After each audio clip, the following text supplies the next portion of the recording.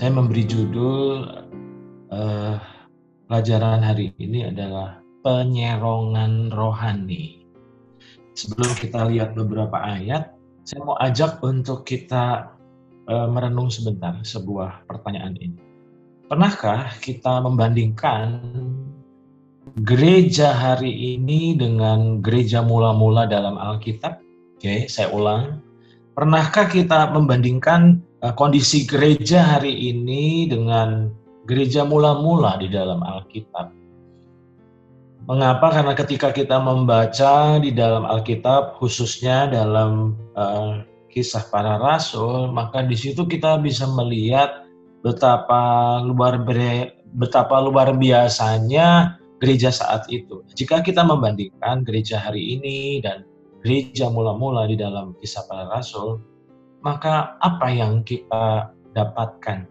Nah, setelah saya merenungkannya, maka ada hal yang saya temukan bahwa gereja hari ini unggul sangat jauh dalam sisi fasilitas. Oke.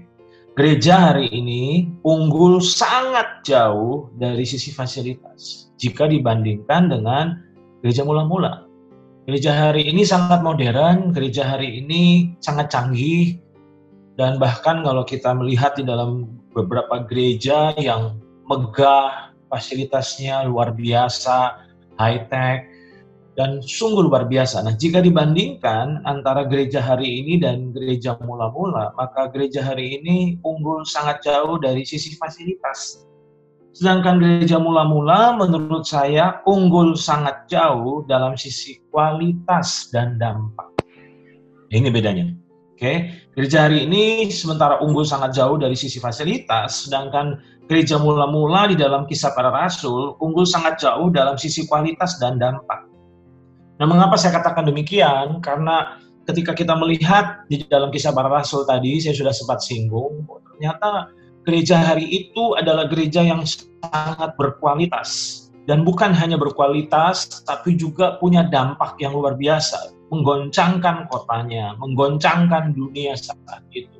Nah, jika kita membandingkan dengan gereja hari ini, maafkan saya mesti katakan bahwa kita sangat kalah dalam kualitas, kita sangat kalah dalam sisi dampak. Nah, dari gambar yang saya pilih saja, sudah kita bisa melihat bahwa ternyata gereja mula-mula memiliki kualitas kehidupan rohani yang sangat radikal. Mereka rela berkorban, bukan cuma uang, tapi ternyata mereka rela berkorban nyawa bagi kepentingan Tuhan. Nah, di situ kita bisa melihat perbandingan antara kondisi gereja hari ini dan gereja mula-mula. Nah, mengapa kondisi gereja hari ini kok sepertinya kalah dalam sisi kualitas dan dalam sisi dampak? Nah, tentu kita bisa membedahnya, kita bisa mempelajarinya, kita bisa mendiskusikannya. Tapi lewat kesempatan ini, saya ingin menyoroti saja satu poin. Itu sebabnya saya beri judul penyerongan rohani. Bahwa gereja Tuhan sebenarnya sedang diserang, disadari atau tidak, kita sebenarnya sedang diserang dan berada di dalam peperangan rohani yang semakin hari semakin menghebat. Karena apa? Karena musuh tahu bahwa waktunya sudah semakin singkat. Sementara kita masih, saya pakai kata ini, berleha-leha, masih santai. Sementara musuh kita tahu bahwa ternyata waktunya sudah semakin singkat. Nah, itu sebabnya sedih rasanya melihat gereja hari-hari ini masih lengah. Sementara musuh membombardir kita, mencoba menyerang kita. Kita tidak sadar bahwa sebenarnya kita sedang berada dalam peperangan rohani. Ambil contoh, jika kita membaca di dalam Efesus pasal 6 ayat yang ke-12 saja, sebenarnya ayat ini sudah menjelaskan kepada kita bahwa sebenarnya kita ini sedang dalam peperangan. Efesus 6 ayat yang ke-12 berkata, karena perjuangan kita, karena peperangan kita bukan dan daging. Jadi musuh kita bukan musuh yang secara terlihat oleh mata, tetapi kasat tidak terlihat oleh mata. Itu sebabnya firman Tuhan bilang, karena perjuangan kita bukanlah melawan darah dan daging, tetapi apa? Tetapi melawan pemerintah-pemerintah, melawan penguasa-penguasa, melawan penghulu-penghulu dunia yang gelap ini, melawan roh-roh jahat di udara. Nah, dari sini saja ada satu poin yang saya dapatkan, bahwa iblis itu memiliki berbagai jenis roh jahat sebagai koleksi pasukannya yang dipakainya untuk menghancurkan gereja Tuhan, yaitu orang percaya. Kalau kita bisa lihat aja contohnya, ambil contoh. Jenis roh jahat yang dilepaskan iblis untuk menyerang kita adalah roh ketakutan. Yang pertama, kita mungkin telah memahaminya selama ini bahwa seringkali kita diserang oleh ketakutan demi ketakutan. Nah, ternyata iblis memiliki koleksi jenis roh jahat, ada yang namanya roh ketakutan. Ada juga yang namanya roh perzinahan, roh perceraian, roh kepahitan. Nah, banyak. Tetapi seringkali kita melupakan ada satu jenis roh jahat yang lain yang dilepaskan oleh iblis untuk menghancurkan kita, yaitu roh agamawi. Saya pernah mengajar kebenaran tentang roh agamawi, saya beri judul Rayap Rohani. Waktu itu saya sampaikan di Manado. Jadi saya berharap kalau saudara-saudara punya waktu, alangkah baiknya untuk saudara bisa mendengarnya, mempelajarinya, karena itu sudah diupload di YouTube. Dan ini ada kaitan, bahkan mungkin berkelanjutan. Sebabnya seringkali kita tidak menyadari bahwa sebenarnya kita sedang diserang bukan cuma hanya oleh roh ketakutan, roh perzinahan, roh percabulan, roh perceraian, roh kekhawatiran, gitu ya, roh kepahitan. Tapi ternyata ada satu roh yang kita harus waspadai, yaitu roh agamawi. Nah, masalahnya kita sangat waspada terhadap roh-roh yang lain, kita sangat peka terhadap serangan-serangan mereka, tetapi ketika roh agamawi mulai bekerja, kita nggak menyadarinya. Nah, waktu saya merenungkan ini, saya diingatkan sebuah ayat di dalam Matius pasal 11 ayat yang ke-12. Matius pasal 11 ayat 12, ada satu ayat yang menarik, dan satu kata yang kita temukan dalam ayat ini yang membuat saya memberi judul pelajaran hari ini adalah penyerongan rohani. Nah, Matius 11 ayat 12 berkata, sejak tampilnya Yohanes Pembaptis hingga sekarang, kerajaan sorga diserong. Nah, diserong, kata diserong itu penting. Dan orang yang menyerongnya mencoba menguasainya. Nah, kata serong mungkin kata yang kurang familiar buat telinga kita, karena ini jarang dipergunakan. Nah, saya tertarik untuk membacanya dan membukanya dan menelitinya dari Kamus Besar Bahasa Indonesia. Ternyata kata serong dari Kamus Besar Bahasa Indonesia punya pengertian beberapa arti, dan saya ingin mengangkat beberapa arti poin yang penting yang bisa kita pelajari. Yang pertama, kata serong itu berarti tidak lurus. Ini bicara tentang arah. Tidak lurus. Kedua, menyimpang dari garis atau arah yang lurus.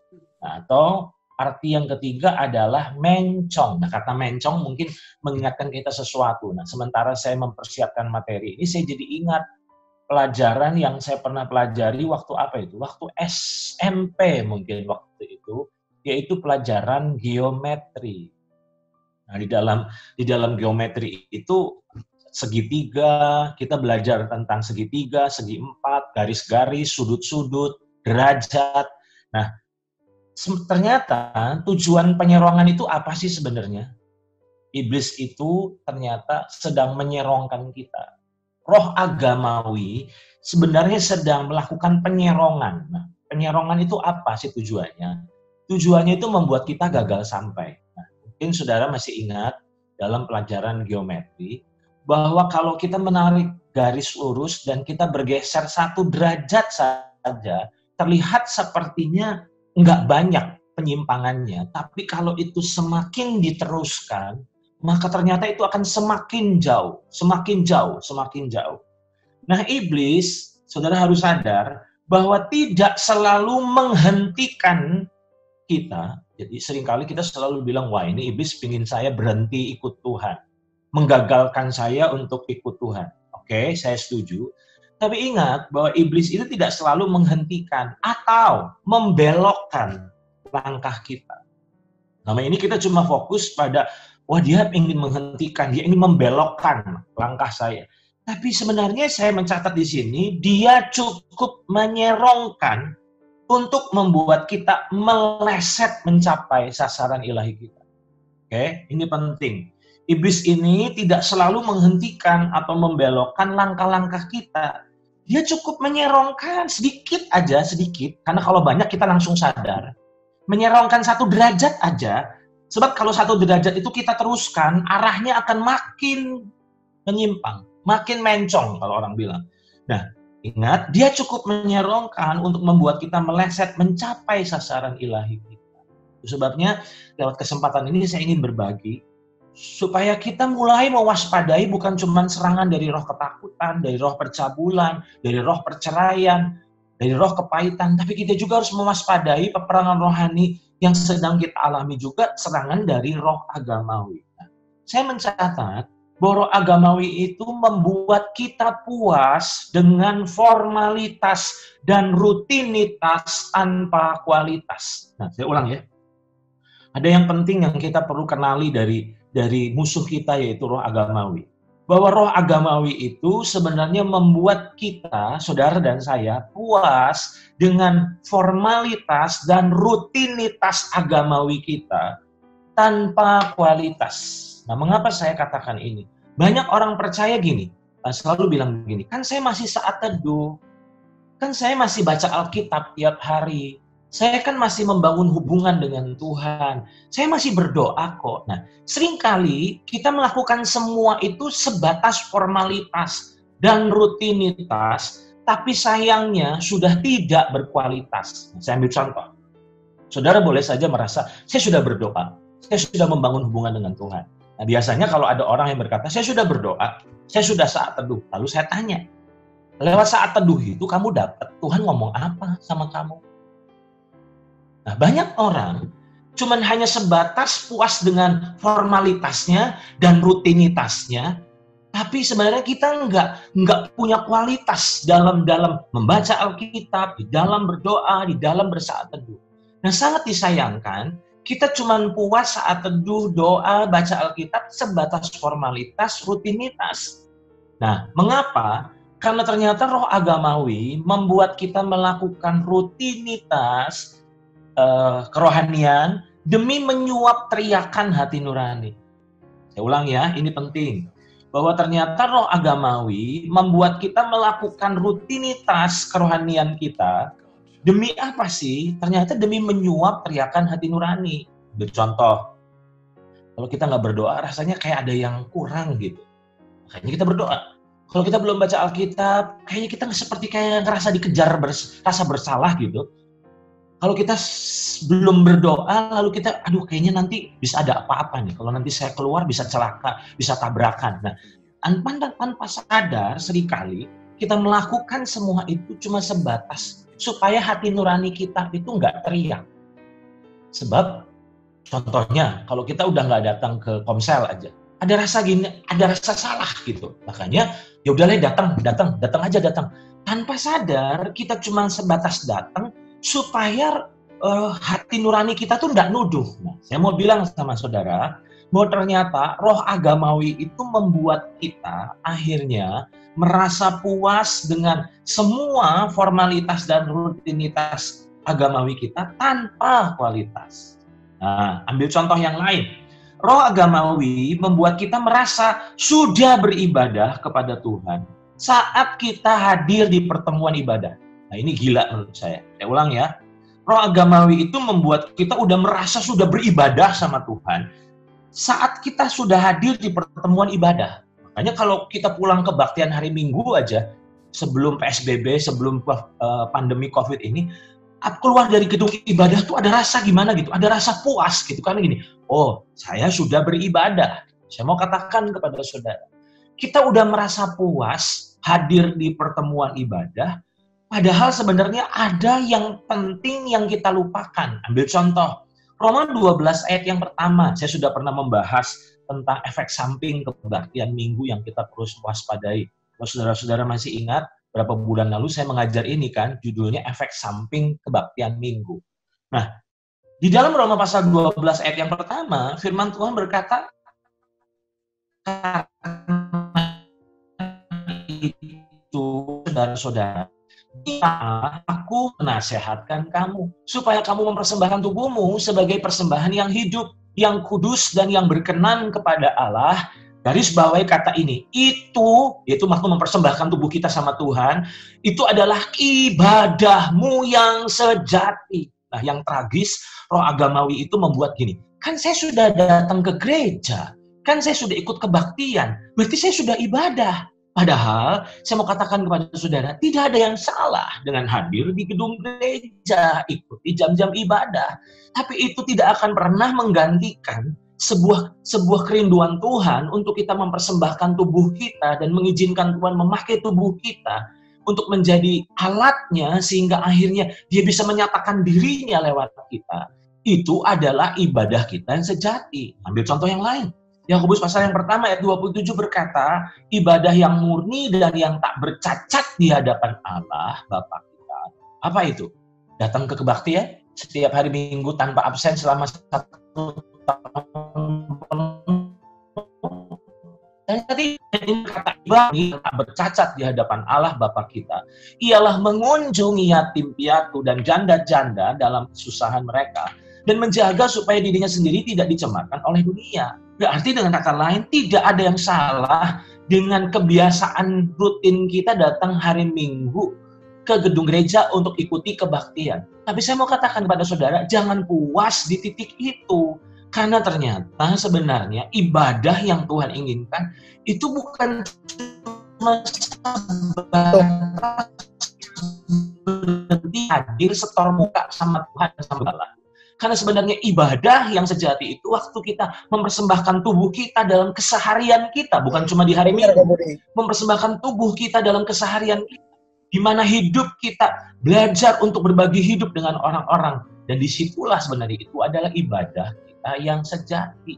Nah, tanpa sadar, roh agamawi membuat apa? Membuat kita merasa puas kalau kita sudah hadir di jam-jam kebaktian. Padahal sebenarnya itu belum ibadah yang sebenarnya Tuhan rindukan dan harapkan buat kita. Sekarang, saya lanjut.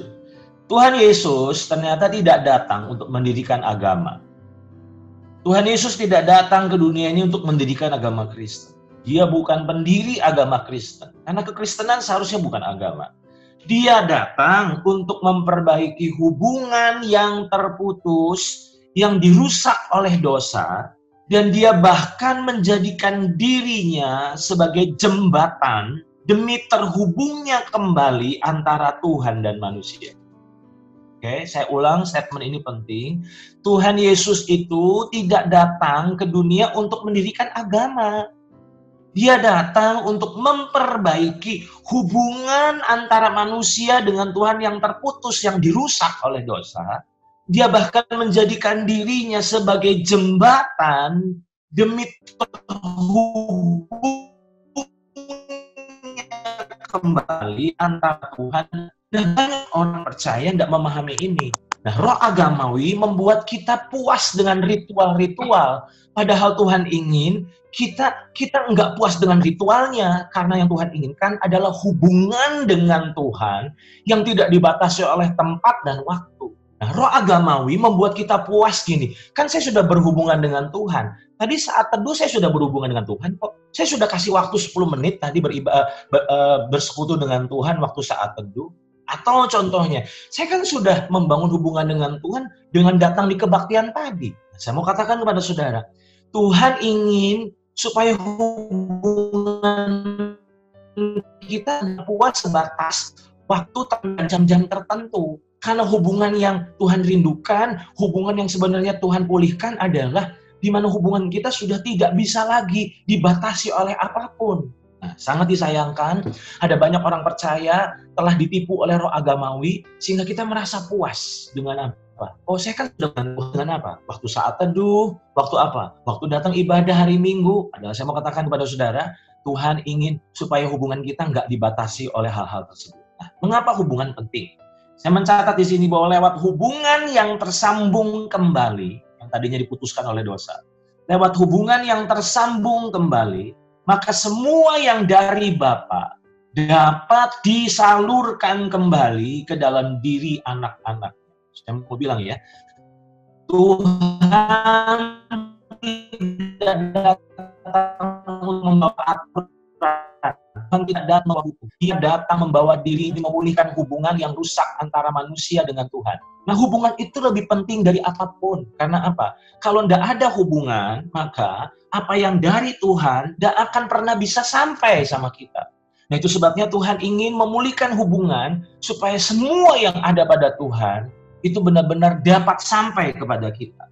Ingat, roh agamawi membuat kita puas mendekat, tetapi tidak sampai. Saya ulang, roh agamawi, jahatnya roh agamawi itu membuat kita puas mendekat sama Tuhan, tetapi tidak sampai melekat.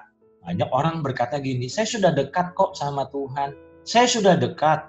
Saya mau katakan kepada saudara bahwa saudara boleh aja merasa dekat, padahal sebenarnya yang Tuhan inginkan dari saudara dan saya adalah hubungan yang sampai melekat.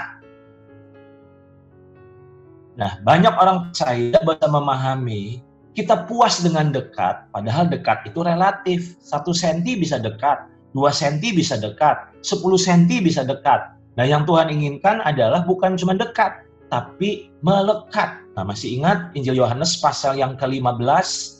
Injil Yohanes pasal yang ke-15 berkata Tuhan mengibaratkan dirinya seperti pokok anggur dan kita adalah rantingnya. Jadi, saya berharap saudara memahami betapa pentingnya hubungan antara kita dengan Tuhan. Nah, roh agamawi mencoba mensabotase hubungan kita dengan Tuhan. Nah, saya mau ajak untuk kita lihat ayat selanjutnya. Kolose ayat 19 ya. Kolose pasal 2 ayat 19. Saya akan bacakan ya. Kolose pasal 2 ayat 19 berkata, sedang ia tidak berpegang teguh kepada kepala, dari mana seluruh tubuh jangan diikat menjadi satu oleh urat-urat dan sendi-sendi menerima pertumbuhan ilahinya. Saudara perhatikan ya. Jadi Tuhan ini ingin hubungan kita dengan Dia itu adalah hubungan yang bukan hanya dekat. Nah, roh agamawi itu cuman pengen gini, kan udah dekat. Padahal Tuhan bilang, gak cukup dekat, tapi engkau harus melekat. Nah, kenapa? Waktu kita melekat, maka disitulah kita akan menerima energi dari Tuhan untuk kita bisa mengalami pertumbuhan ilahi kita. Nah, sangat disayangkan, roh agamawi membuat kita merasa gini, kan saya sudah dekat, kan saya sudah mendekat sama Tuhan. Saya mau katakan kepada saudara, roh agamawi ini supaya kita mengalami pertumbuhan. Nah, bagaimana kita bisa mengalami pertumbuhan kalau kita tidak melekat sama Tuhan? Nah, saya mencatat di sini, roh agamawi membuat kita memiliki rutinitas tanpa daya ubah.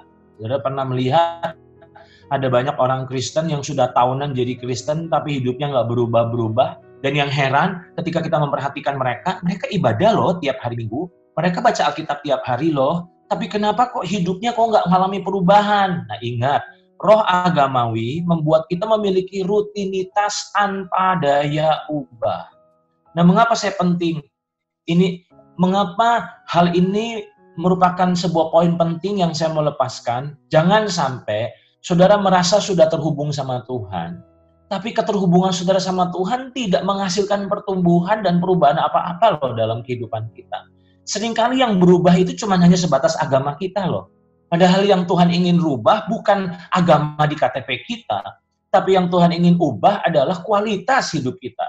Nah, sementara tadi di menit-menit terakhir menjelang pertemuan ini, ibadah Zoom ini, saya mendapat sebuah poin penting yang saya pikir saudara perlu renungkan. Nah, yang saya dapat adalah gini, jika pergaulan yang buruk itu adalah perusakan kebiasaan yang baik, maka seharusnya yang baik itu merusakan buruk. Saya ulang ya, jika pergaulan yang buruk merusakkan kebiasaan yang baik, maka pergaulan yang baik seharusnya merusakkan kebiasaan yang buruk. Nah, mengapa saya katakan ini penting? Karena saudara boleh aja bergaul sama Tuhan. benar-benar, maka pasti ada perubahan kualitas kehidupan dalam diri kita. Sedih, roh agamawi membuat kita puas dengan hubungan kita dengan Tuhan, tapi ternyata apa yang terjadi? Tidak ada perubahan apa-apa yang dihasilkan dari semua hubungan itu. Nah, ingat, roh agamawi ingin membuat kita merasa puas dengan rutinitas dan formalitas tanpa kualitas yang menghasilkan daya ubah. Nah, itu sebabnya saya katakan, jika memang benar kita memiliki hubungan yang melekat, bukan sebatas dekat dengan Tuhan, maka pastilah semakin hari kita bertumbuh dalam keserupaan dengan Kristus. Saya ulang, ini penting. Jika memang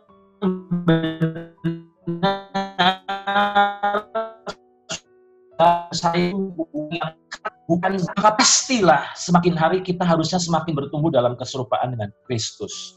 Nah, yang menjadi masalah, roh agamawi itu memberi kepuasan yang semu dan kepuasan yang palsu. Membuat kita merasa sudah sampai, tapi sebenarnya kita masih jauh dari sampai. Oke, bahaya dari roh agamawi, memberi kepuasan yang semu dan palsu, membuat kita merasa sampai, tapi sebenarnya kita masih jauh dari sampai. Kita merasa gini, saya sudah tumbuh, belum bertumbuh. Kita merasa sudah hebat, tapi padahal sebenarnya kita cuma hanya agamawi. Nah, apa bahaya roh agamawi yang kita perlu waspadai? Roh agamawi membuat kita merasa sudah sangat mengenal Tuhan. Tetapi sebenarnya kita baru sebatas tahu banyak tentang Tuhan. Saya ulang ya. Roh agamawi membuat kita merasa sudah sangat mengenal Tuhan. Tapi sebenarnya kita baru sebatas tahu banyak tentang Tuhan. Nah, roh agamawi sangat jahat sekali menurut saya. Karena kalau saudara menemukan orang-orang yang jatuh dalam dosa perzinahan atau apa contohnya, mereka tahu, mereka sadar bahwa mereka merasa bersalah. Mereka tahu kok mereka salah. Mereka tahu mereka harus bertobat. Tapi ketika kita dikuasai oleh roh agamawi, maka kita merasa benar. Sampai-sampai sebenarnya di mata Tuhan kita masih belum benar. Nah, itu bahaya dari roh agamawi. Nah, saya melihat hal yang lain lagi, bahwa roh agamawi membuat tubuh Kristus mengalami kelimpahan pengetahuan, tetapi sangat miskin dengan pengalaman bersama Tuhan. Maafkan saya mesti ngomong hal ini. Kita harus koreksi diri, kita harus evaluasi diri saat ini. Bahwa kita ini sebenarnya jangan-jangan udah jadi korban dari roh agamawi selama ini dan kita nggak sadari loh. Nah, dari mana kita bisa tahu? Roh agamawi buat kita melimpahan tentang Tuhan, tapi sangat miskin dengan pengalaman bersama Tuhan. Makanya kita perlu menyadari, bukankah modal seorang saksi itu adalah pengalamannya? Kenapa kita susah bersaksi? Karena nggak ada pengalaman-pengalaman yang kita alami bersama dengan Tuhan. Aneh, ketika kita mengalami pengalaman-pengalaman bersama dengan Tuhan, maka ada kesaksian-kesaksian yang kita bisa bagikan kepada orang.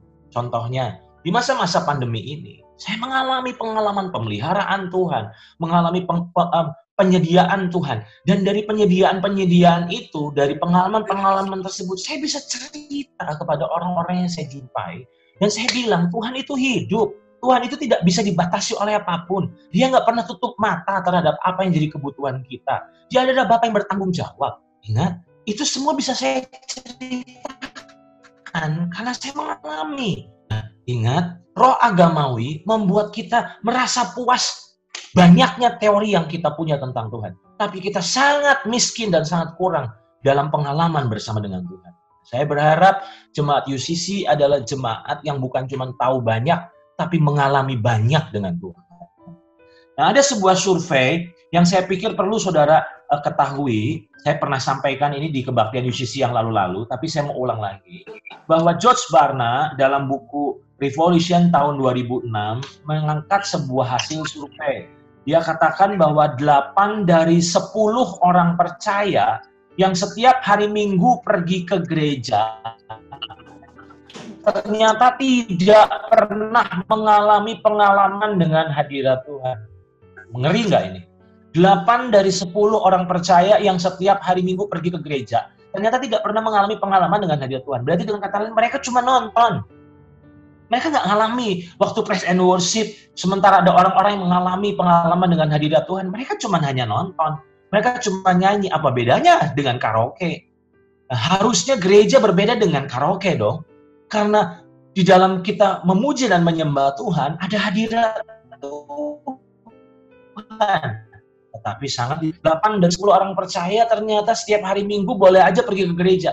Tapi ternyata mereka tidak pernah mengalami pengalaman dengan hadirat Tuhan. Terus, 7 dari 10 orang percaya yang setiap hari Minggu, ini bukan Kristen Natal, tapi ini Kristen rajin tiap minggu. 7 dari 10 orang percaya yang setiap hari Minggu pergi ke gereja, tidak pernah melihat dan mengalami kuasa Tuhan atau mujizat dalam hidup mereka.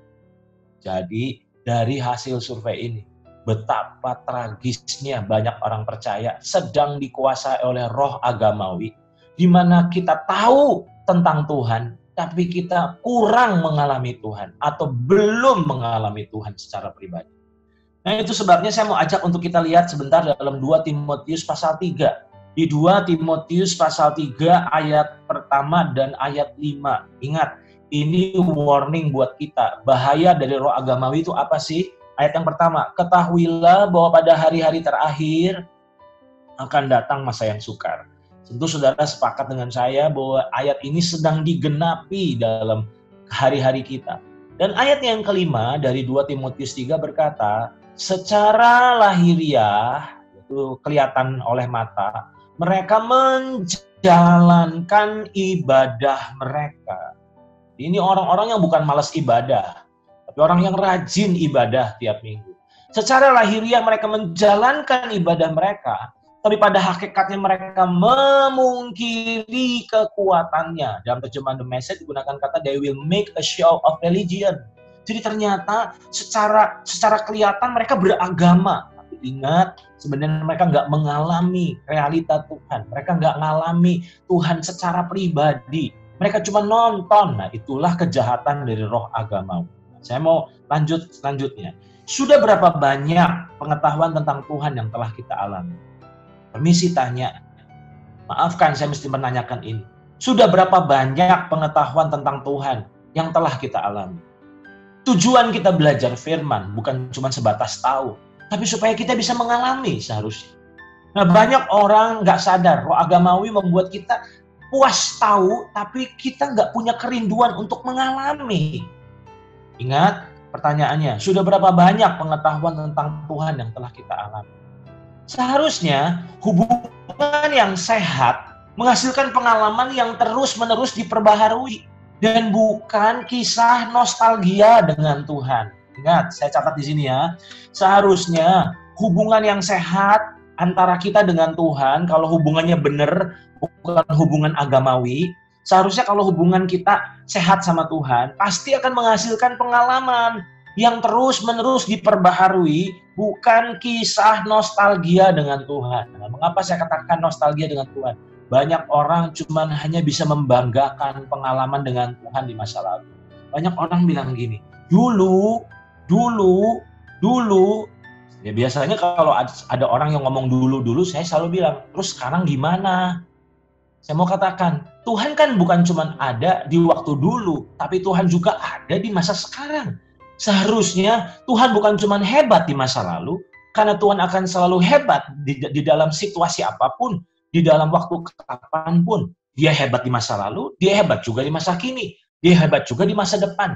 Tapi sangat disayangkan, banyak orang cuma hanya mengalami Tuhan di masa lalu mereka. Tapi apa yang terjadi? Mereka merasa puas. Mereka ngerasa baik-baik aja. Padahal saya mau bilang, kalau saudara nggak mengalami Tuhan, pasti ada yang salah. Karena Tuhan itu tinggal di dalam kita. Karena kalau dia tinggal di dalam kita setiap waktu, seharusnya ada pengalaman-pengalaman yang terus diperbaharui antara kita dengan Tuhan. Tapi ingat, roh agamawi membuat kita merasa nyaman, merasa puas, merasa tenang, walaupun kita nggak mengalami, walaupun kita tidak bertumbuh dalam pengalaman bersama dengan Tuhan. Tapi roh agamawi selalu berkata, kamu baik-baik saja. Padahal sebenarnya kita sudah tidak baik-baik saja. Dan saya mau ajak untuk kita lihat di dalam Yohanes pasal 17 ayat yang ketiga. Yohanes pasal 17 ayat yang ketiga, menurut saya ayat ini adalah ayat yang harusnya merevisi, mulai meredefinisi ulang pemahaman kita tentang hidup kekal. Yohanes pasal 17 ayat yang ketiga firman Tuhan berkata, inilah hidup yang kekal itu. Nah, selama ini orang selalu menerjemahkan hidup kekal itu bicara tentang surga. Kita tinggal di surga selama-lamanya. Tapi hidup kekal menurut definisi Yesus ternyata beda dengan definisi kita. Definisi Yesus dari Yohanes 17 ayat 3 tentang hidup kekal adalah, inilah hidup yang kekal itu, yaitu bahwa mereka mengenal Engkau. Bedakan antara tahu dan kenal. Dalam terjemahan The Passion Translation digunakan kata mengenal, itu ternyata diterjemahkan dengan kata to know and experience. Berarti kita itu harus punya pengalaman. Maafkan saya, banyak orang percaya cuma puas beragama, tapi sebenarnya kita sangat miskin pengalaman dengan Tuhan. Nah, kalau kita miskin sama pengalaman, maka bagaimana kita bisa menjadi saksi yang efektif bagi Tuhan? Dunia itu nggak butuh teori, saudara. Dunia itu butuh pengalaman kita dengan Tuhan. Ingat, pengetahuan bisa didebat, tapi pengalaman bersama Tuhan itu nggak bisa didebat. Nah, sangat disayangkan. Saya mencatat bahwa betapa ironisnya jika kita sangat merindukan sorga, tetapi tidak tertarik untuk mengenal dan berkaul karib dengan sang pemiliknya selama kita berada di dunia. Saya ulang, betapa ironisnya menurut saya, jika kita sangat mempercayai dan sangat merindukan sorga, tapi kita tidak tertarik untuk mengenal dan bergaul karib dengan sang pemiliknya selama kita berada di dunia. Dan yang tragis, pemiliknya itu tinggal dalam diri kita setiap waktu, setiap saat. Tapi kita tidak pernah tertarik untuk bergaul karib dengannya. Pertanyaan saya, apa alasan kita untuk kita mengharapkan sorga? Kalau sebenarnya kita tidak pernah tertarik untuk mengenal sang pemilik sorga. Baru-baru ini saya dengar kesaksian dari Jack Lee. Mungkin saudara tahu Jack Lee. Nah, Jack Lee ini menceritakan pengalamannya bersama dengan Tuhan. Dia menceritakan dengan jujur kejatuhannya. Dia jatuh bangun, berjuang untuk dia bisa lepas dari kekuatan masa lalu. Tapi apa yang memberkati saya waktu saya melihat kesaksiannya di YouTube? Ternyata dia menceritakan dia pernah mengalami Tuhan secara pribadi.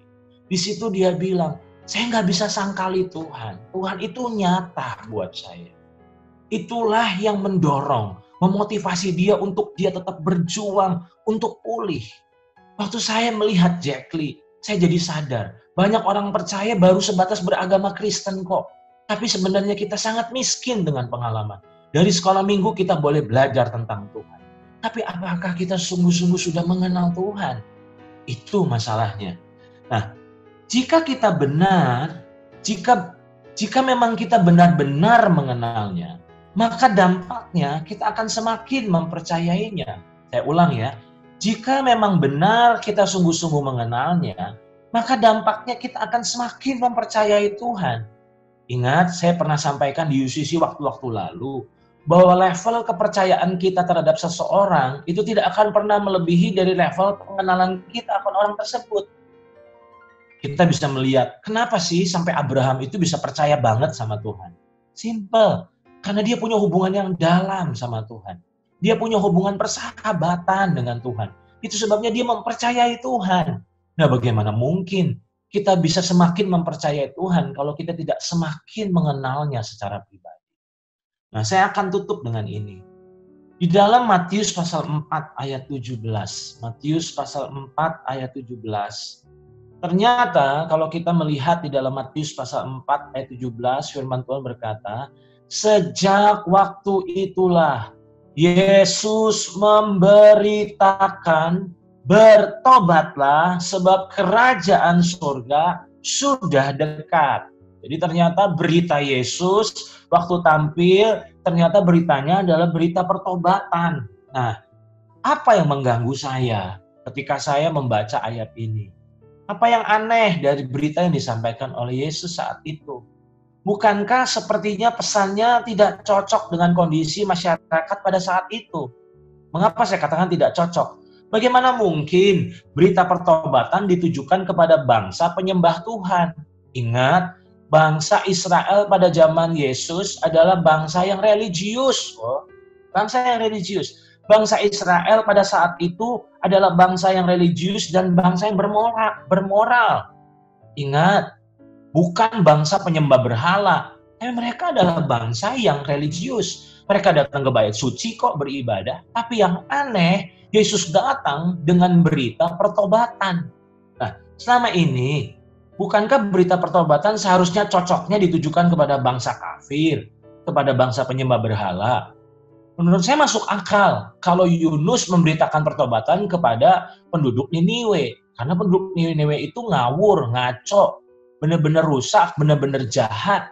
Pantes aja. Tapi ternyata berita pertobatan kok ditujukan kepada orang-orang yang religius. Orang-orang yang sepertinya sudah bermoral. Ingat, saya yakin sebenarnya Yesus sedang memberitakan pertobatan bukan cuma hanya dari dosa, tapi juga dari agamawi.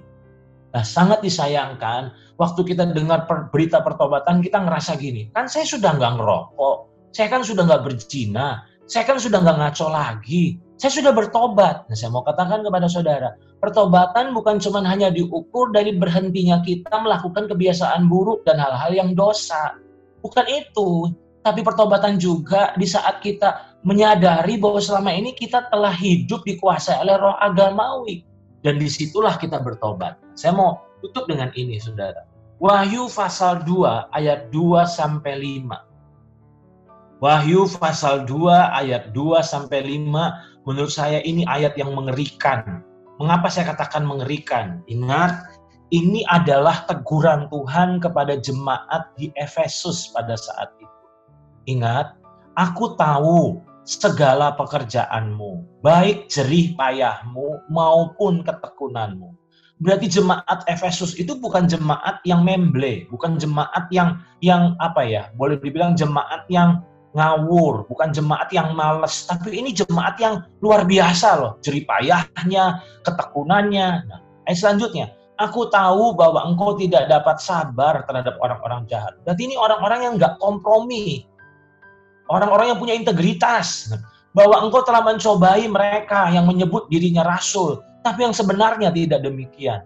Bahwa engkau telah mendapati mereka pendusta, berarti mereka punya kemampuan mengetahui ini salah, ini benar, ini palsu, ini asli. Ini luar biasa loh.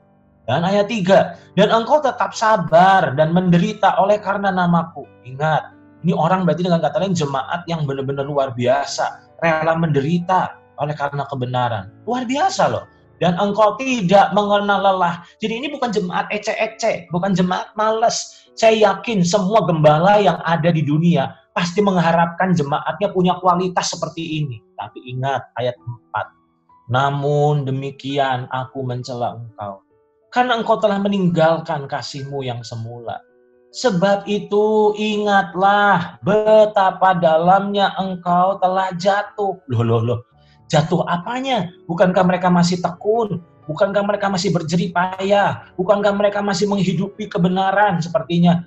Tidak kompromi, luar biasa. Tapi kok ternyata di mata Tuhan udah jatuh. Dan ayat ini berkata, bertobatlah dan lakukanlah lagi apa yang semula engkau lakukan. Jika tidak demikian, aku akan datang kepadamu dan aku akan mengambil kaki dianmu dari tempatnya jika engkau tidak bertobat. Saya mau tanya, bukankah ayat ini mengejutkan kita? Seharusnya berita pertobatan, teguran sekeras ini ditujukan kepada jemaat yang malas, jemaat yang suam. Tapi ini jemaat yang sepertinya radikal luar biasa loh. Tapi ternyata ayat 5 berkata, sebab itu ingatlah betapa dalamnya engkau telah jatuh. Maafkan, saya mesti katakan kepada UCC hari ini. Boleh aja sepertinya kita udah bertobat, kita udah nggak pernah ngerugiin orang, nggak pernah nipu, nggak pernah berbuat jahat, kita udah nggak pernah berzina, kita udah nggak selingkuh, pokoknya kita udah bener di mata orang. Tapi saya mau bilang, apakah kita bener di mata Tuhan? Karena ukuran Tuhan bukan cuma berhenti dari kebiasaan buruk, ukuran Tuhan bukan cuma hanya berhenti berbuat dosa, tapi ingat, karena ternyata ukuran Tuhan itu hati kita. Jangan sampai teguran ini sebenarnya ditujukan buat kita juga. Itu sebabnya hari ini saya ingin menyuarakan berita pertobatan buat kita semua. Setiap kita tanpa terkecuali termasuk saya. Kita harus bertobat dari apa? Dari roh agamawi. Supaya benar-benar ke depan kita mengalami kekristenan yang hidup, bukan yang suam. Kekristenan yang sungguh-sungguh luar biasa, seperti yang Tuhan inginkan dan Tuhan impikan buat kita. Nah, saya pernah mengajar, tadi saya sudah sempat singgung di bagian awal, saya sudah pernah mengajar tentang roh agamawi dengan saya beri judul Rayap Rohani. Saya mau tutup dengan ini. Cara kerja roh agamawi adalah seperti rayap merusak dari dalam dan terlihat dan tak terlihat dari luar. Saya ulang ya, cara kerja dari roh agamawi itu seperti rayap, merusaknya dari dalam dulu, tak terlihat dari luar. Rumah saya sebelum direnovasi adalah korban rayap. Dan saya mau katakan kepada saudara bahwa kesadaran kita, rumah kita sudah dirusak oleh rayap, itu selalu datangnya sudah sangat terlambat. Mengapa seringkali kita tertipu? Karena tampak luarnya sepertinya kayunya masih baik-baik aja. Tapi setelah dilihat, diperiksa, itu ternyata dalamnya sudah bolong. Dalamnya sudah habis dimakan rayap. Tapi selama ini kita tertipu karena kita merasa kayaknya kayunya masih benar kok. Tapi ingat, bukankah sebenarnya roh agamawi itu seperti itu? Orang lihat kita mungkin masih benar. Orang lihat kita luar biasa. Mungkin kita jadi teladan buat mereka. Tapi pertanyaan saya, yang tahu dalam kita itu bukan mereka. Yang tahu dalam kita itu Tuhan.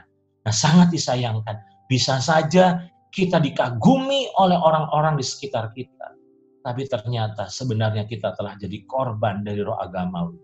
Di mana apa yang terjadi? Kita sebenarnya nggak bertumbuh dalam pengalaman bersama Tuhan. Kita nggak bertumbuh dalam pengenalan pribadi akan Tuhan. Dan saya mau katakan, waspadailah roh agamawi. Doa saya, jemaat UCC adalah jemaat yang bebas dari kejahatan roh agamawi. Dan kalau di antara kita mulai sadar, jangan-jangan memang saya ini udah agamawi ya. Saya mau katakan bertobat. Nah, saya yakin selama masih ada kesempatan, mari kita bertobat. Sehingga kita menjadi orang-orang percaya yang luar biasa, benar-benar mengalami Tuhan secara maksimal. Itu yang saya mau sampaikan kepada saudara. Berharap, berdoa, kebenaran ini benar-benar memerdekakan kita dari serangan roh agamawi. Oke, saya serahkan selanjutnya buat Kak Oci untuk melanjutkan dari ibadah ini. Silakan.